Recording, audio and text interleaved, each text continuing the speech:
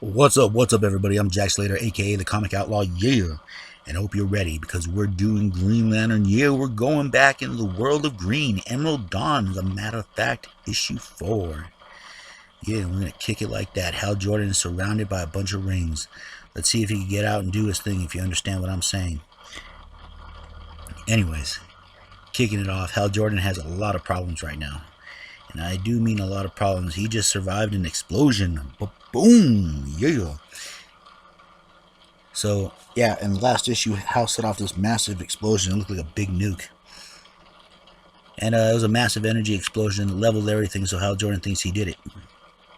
Because he's been hunted by this giant yellow robot-looking alien. So he's like, yeah, I leveled it. So he starts asking the ring, if he could see another Green Lantern, to kind of understand, get his bearings, figure out what the ring is and what it does. So Hal actually flies off, and he literally zips off. And this is the interesting thing. This robot actually picks a good place to ambush him. He starts turning up his energy signature, figuring he's going to come here. It's going to be a fight one-on-one. This is how he's eliminate the other ones, because there's no innocence or anything like that, so they usually come full bore at him.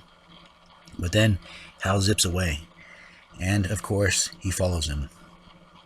Hal ends up going to a completely different sector, another area, one of the nearest sectors actually, and he lands on a strange alien planet,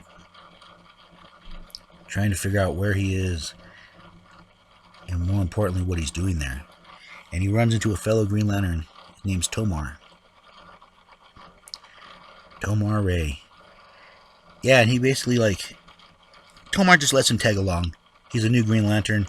He's, he needs a partner. He does need someone to break him in, take him to Oa. And I bet this happens before. It's happened a few times. And, yeah, he sees this, I guess they're sort of aliens or vegetation. And Hal decides to mow them down, which I guess he wasn't supposed to do.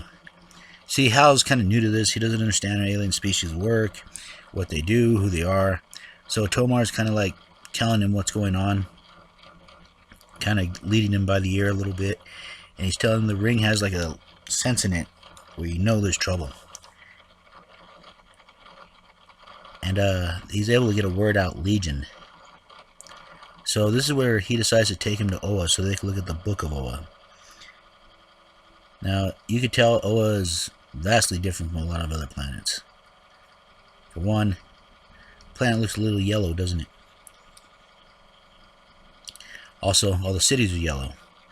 The Guardians did this in defense, just in case one of the Green Lanterns attack, of course. It makes common sense. And the center is their battery. This is the big battery that charges all the little batteries, just so you know. That's a place where Parallax lies, but that is another story. As you can see, all the buildings are yellow. This is where you meet Selleck. I think that's how his name is. And he's kind of the watcher, the observer, the computer guy, the know-it-all. So he kind of takes him for a tour, and Selleck is just showing them around. And yeah, he also shows them the Book of Oa. And it's literally a giant book. It is literally a giant book where you look up stuff. And in this one, it tells them a short story. And yeah, I'm not really buying this story either. The Guardians kind of skew history sometimes. Anyways, they were like this insect race. They started fighting, of course, like any other race. Any other race has been fighting for a long time. They make military advances. They start destroying each other. The war starts to spread out. They start to take over areas. The Guardians step in. They basically put them in a big green force bubble they couldn't get out of. They basically made them homebound aliens. And for generations, they tried getting out until they decided to accept their fate. The Guardians literally imprisoned them. Their whole planet in prison. Anyways, that's not the Legion that Hal says he saw, because the Legion he saw was a giant robot.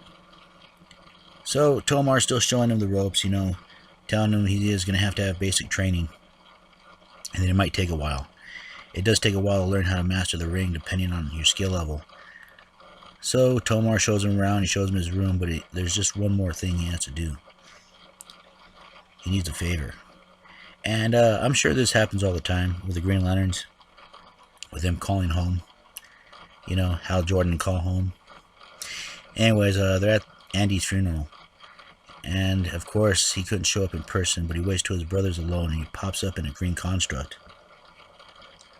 Basically telling him that he's a superhero and that he has to train for a bit. And his brother's just surprised that he popped up there at all. You know, pretty much everyone's written Hal Jordan off as a drunk at this point. You know, just a guy that gets in trouble. Carol's kind of going back and forth on it. And she almost catches them talking. Hal disappears in a little green puff of light. Because he doesn't want to get... I guess he doesn't want to give away his secret identity. He's only telling a few people, which is smart. Of course, he wakes up from the trance. Basically, he was talking to the battery. It does take a lot out of them. And then he meets his trainer, Kilowog. Yeah, Kilowog.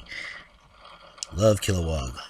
He's kind of the drill sergeant of the Green Lantern Corps. And he's basically teaching him, you know, Hal moves fast, but he moves faster. He teaches him how to use his ring. Because the ring can go at different speeds. It can go faster than Mach 2, if you know what I'm saying. That ring can do a lot of things that cross galaxies in seconds. So yeah, he's teaching him how to lift, basically how to keep an egg in one place, how to stop weaponry, just the different uses and the different constructs of the ring, getting a feel for it, getting a feel for the power, knowing what your limits are and how to test them. So basically, he runs him down. Like I said, he's a great drill sergeant. But Hal wakes up and there's an all-bulletin emergency. Every Green Lantern is called forth. Tomar doesn't know what's going on until they see something. Someone has followed him. And we all know who that is. It's that big metal monster.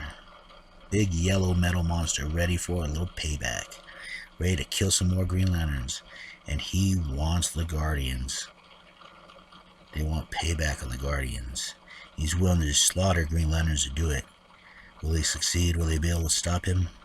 We'll find out the next time, won't we? And I'll catch you on the flip side. Yeah.